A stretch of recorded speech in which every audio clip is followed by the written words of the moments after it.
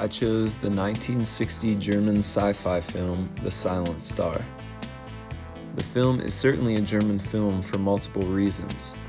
The director Kurt Maitzig was a German man born and raised. He produced a number of films through DIFA and has grown to be renowned for his various works. Not only was he German, but the majority of the cast and crew that he had working on the film were also German. Most all of the film's production was based in East Germany, aside from a few aspects of the film. It should also be noted that the film is based on a novel called The Astronauts by Polish author Stanisław Lem.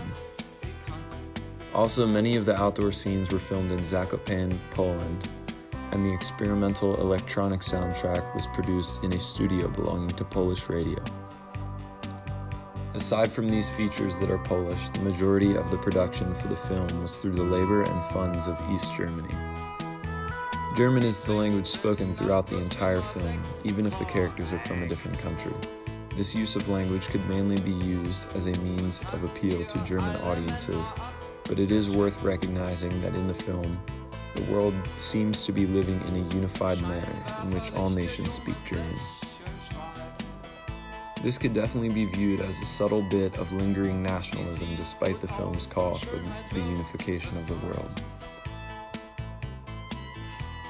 With all nations speaking German and Germany serving as the central hub for all of the science and space travel, I think it is more notable that the film seems to do away with Anderson's idea that a nation must be limited and sovereign.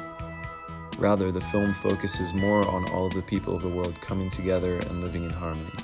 It focuses more on eliminating the differences between nations and establishes the idea that Earth itself could be viewed as one single nation.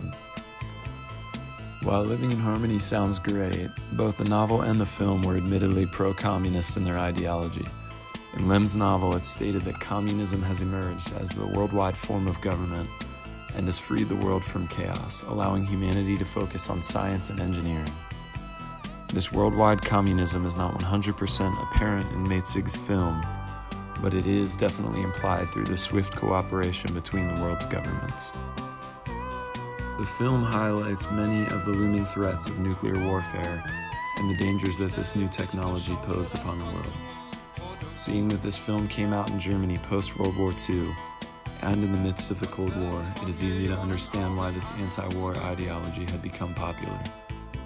At this point in time, many of the German people had grown to be resentful of the ideas of nationalism and militarized nations and the turmoil that accompanied them. This can be seen in the diverse cast of actors, with each astronaut representing a different nation and their cultures.